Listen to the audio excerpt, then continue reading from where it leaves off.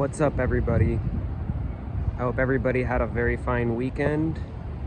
To all the enthusiasts and project builders, I hope your guys' projects and dreams are coming along. I have just finished a 4,000 mile cross-country road trip in my beautiful W210. I started in Los Angeles, California, and I ended here at the Home Depot. No, I ended out here in near Boston, Massachusetts. So I did a moving trip. I had the cargo box on top. This baby was fully loaded, and I traversed through Las Vegas, Vail, Chicago, made our way over to Des Moines, and then finally made it to Boston. We took like a week trip. So I wanted to talk about the experience and some of the upgrades that I've done right before sending this car on her journey. First and foremost, I've owned this car for about 5 years, 6 years now, and she's been nothing but a pleasure.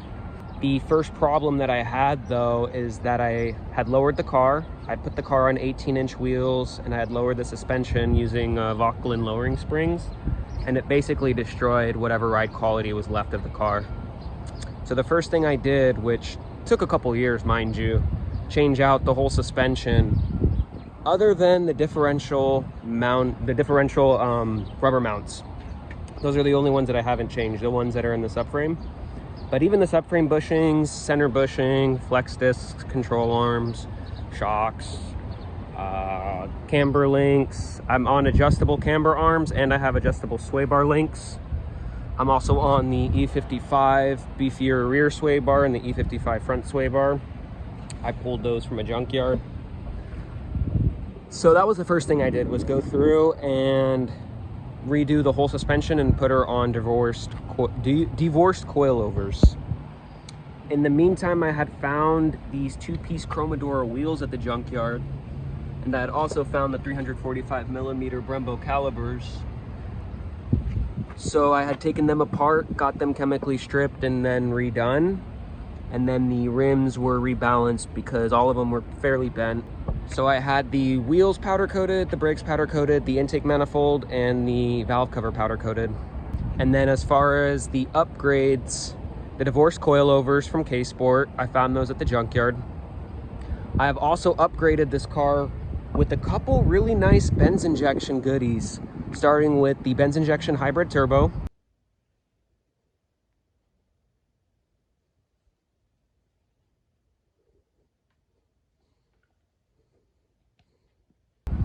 the new made in Germany 150 bar injectors,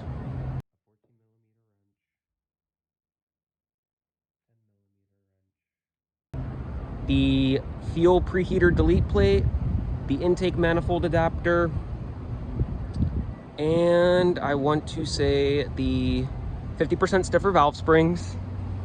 I want to say there's one more thing.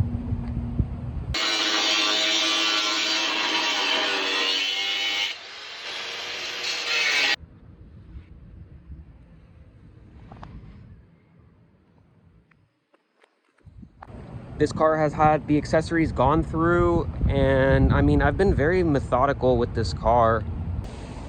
So during the trip, I came with a box of spare parts, just because, you know, it's, at the end of the day, it is a 20-year-old, well, now older than that, 20-year-old plus Mercedes, German engineering. You know, you figure something's gonna go bad. I didn't even have to pull over a single time. Not one thing had to be changed. And I mean, I brought everything, the whole 9 yards. Spare bushings, spare gaskets, spare pulleys, spare pumps, full-size spare tires, spacers, lugs, you know, the full 9 yards. Spare EIS. I literally brought everything. I was thinking, worst case scenario, what could happen? And I mean, this car performed flawlessly. So 1,000 miles before going on my road trip, I had done the valve job. The valve job consisted of new guides, valves being lapped, seats being recut. The head was machined. The machine shop took 6 to 8 thousandths of an inch off the head. So I opted for the stock head gasket.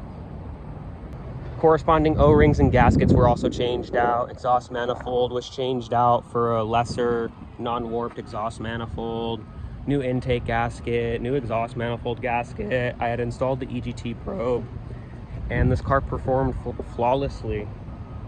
I have absolutely no complaints. All the upgrades tie the car together to make the ultimate daily driver. I slapped the hybrid turbo on in the middle of the head job. I was already running the stage 2 ECU for about like 4 or 5 years, and this car just woke up even more. So I'm really pleased and happy with how far this car has come. It still needs some work, starting with the paint job. Well, starting with these new front fenders and a paint job. Very minor body work needed. We're talking about, you know, PDR level. Nice little dent right here somehow. Backup camera I made. Shout out to Julio for teaching me about that one.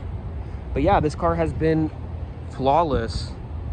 I've absolutely loved the way this car has turned out and the progress it's been. It's been a very long journey, 5 years in the making, but this car is beautiful.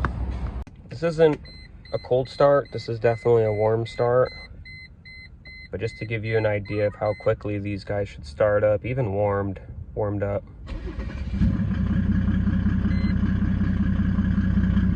Need to add some fluid. Yeah, 387,000 miles.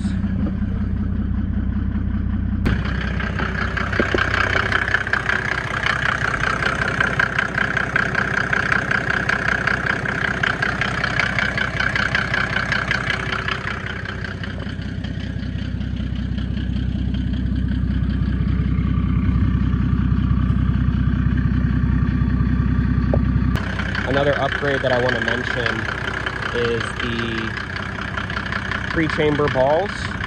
I upgraded those to the Incanal prechamber balls.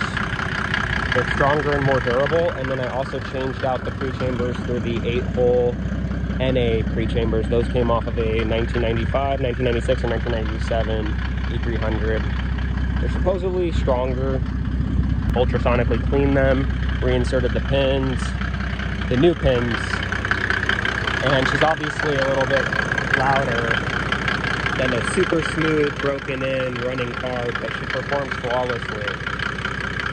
And after taking one of these apart, I have full faith that this car is running fine. She's warmed up now, so still in a residential neighborhood in Mexico, so I'm not gonna wait a little bit to push on it.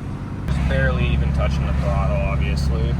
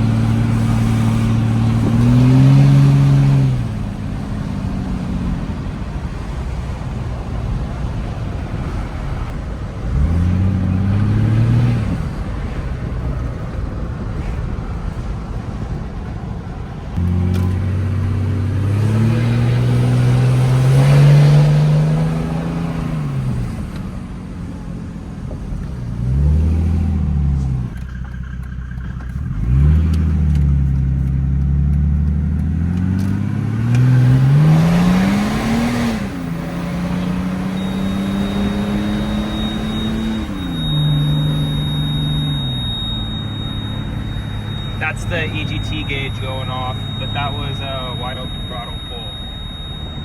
And then it should turn off here.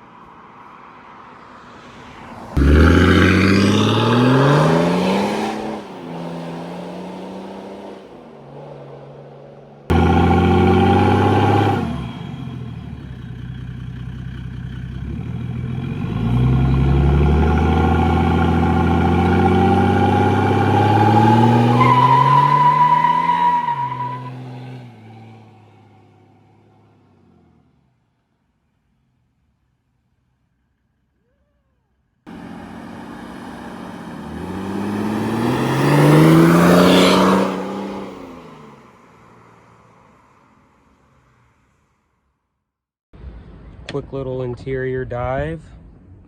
This interior has the MB Text interior taken from a 1997 E300, the NAs.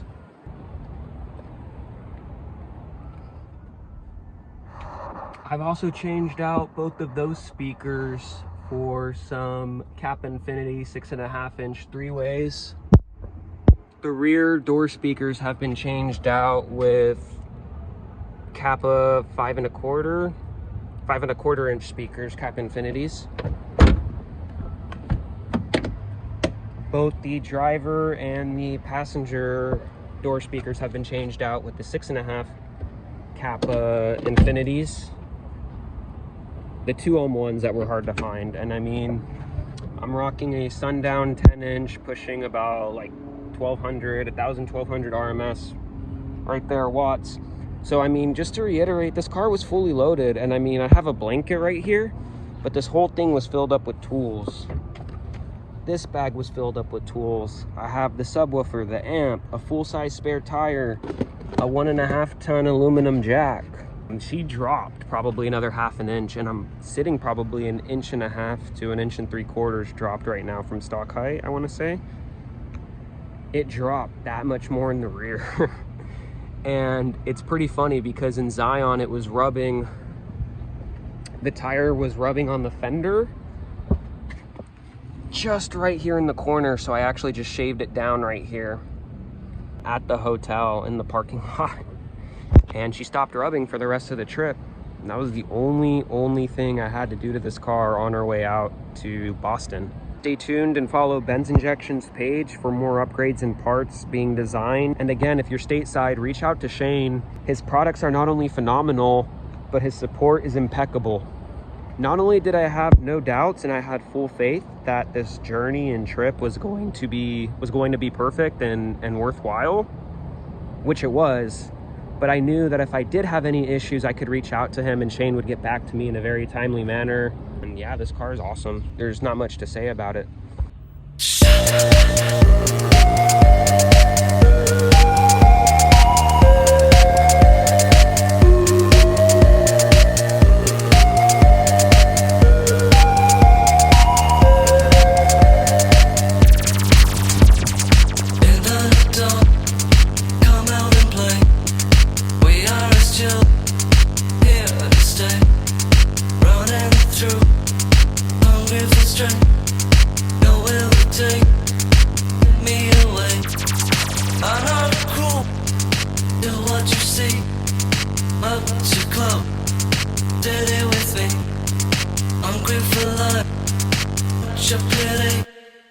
I don't want you give it